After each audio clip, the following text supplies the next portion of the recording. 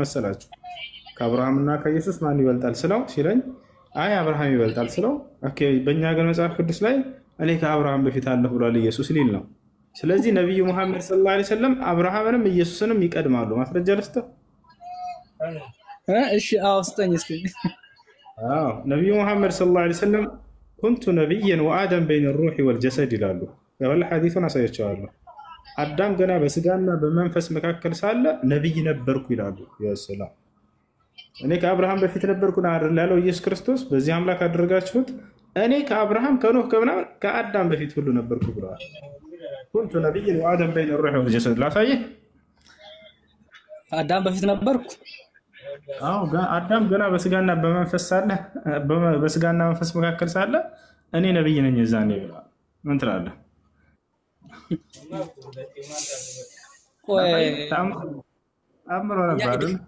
እሺ አሁን ከቁርአን እንውጣና በኤዱኬሽን ስንሄድ መሐመድ የመጣበትን ዘመን እኮ ኤዱኬሽን ራሱ ያውቃሉ። እንኳን አንተ ተውና በጣም ጥሩ።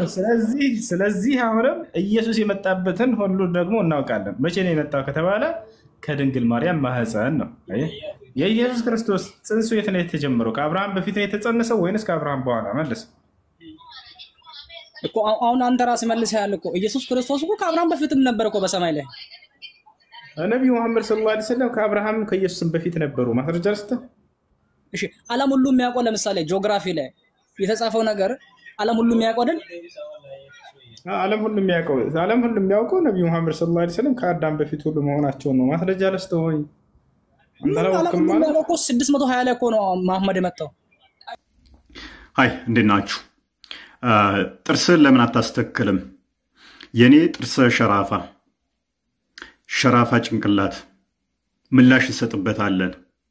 ለመጀመሪያው መሐመድ ለሚባለው ጥርስን ለምን አታስተክልም? በቀና መልኩ እንመልስለታለን ለምን እንደማናስተክክል። ለዚህኛው ደግሞ ከአዲሱና ተቁርአኑ ቁጭ ብሎ እየየ እንዲል እናደርገዋለን። ሙስሊም እህት ወንድሞቼ አዝናለሁ፣ ምንም ላያርግልህ ልተባበራችሁ አልችልም። በቅድሚያ ግን አንድ ነገር ልንገራችሁ። ጥርስ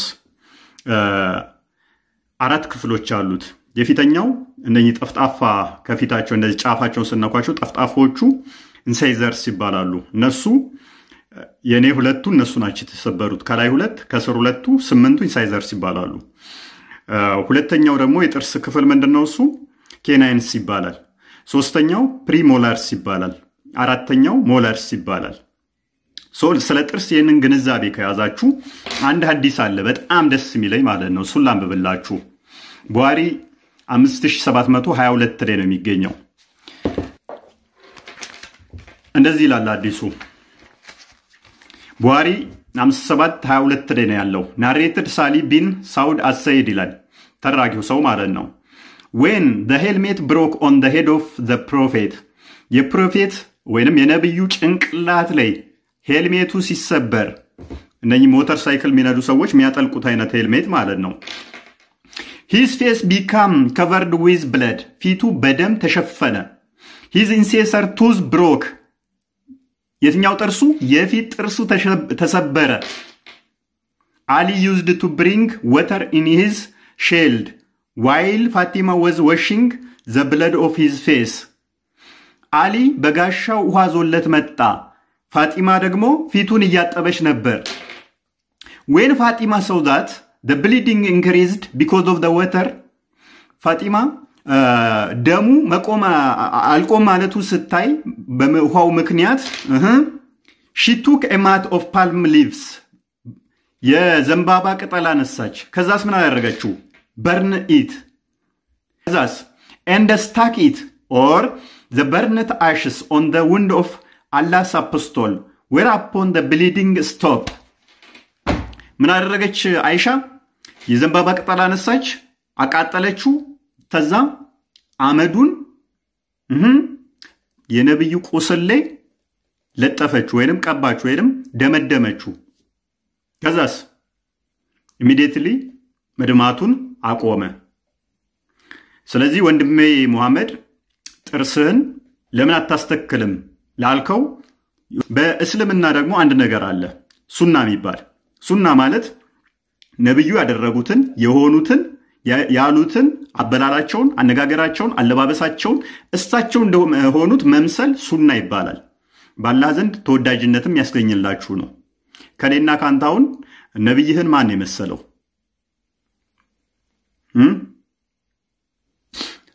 ስለዚህ ጥያቄ ተመልሶልሃል። ነብይህ የትኛውም ሐዲስ ላይ ጥርስ አስተክለዋል የሚል አላነበብኩም። ጥርስ አስተክለዋል የሚል ካለ ሐዲስ ልታሳየኝ ትችላለህ።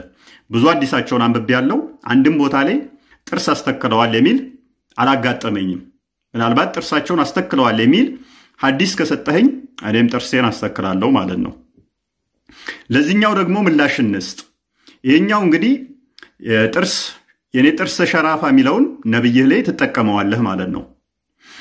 ጭንቅላት ሸራፋ ላልከው ግን ጭንቅላት ጋር በተያያዘ ጉዳይ በሱራ 7 157 ላይ ወይንም ደግሞ ሱራ አልአረፋ 158 ላይ ነብይህ መጻፍ ማንበብ አይችሉም። መጻፍ ማንበብ አይችሉም። ቡሃሪ 5038 ላይ ደግሞ ነብይህ ይረሳሉ። የመርሳት ችግር ነበረባቸው።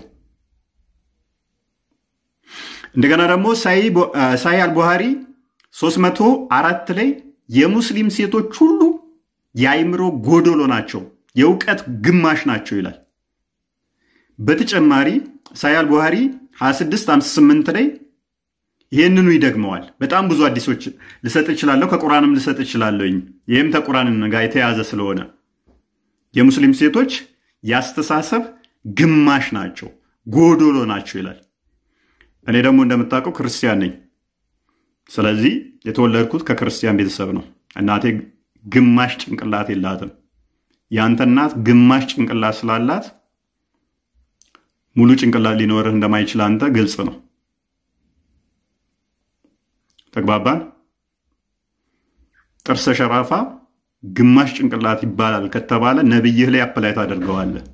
በተረፈ ግን አንተ ራስህ ግማሽ ጭንቅላት እንዳለ ነብይህ ሴቶች ሁሉ ግማሽ ጭንቅላት ያስተሳሰብ ጎዶሎ ብሎ ይላቸዋል።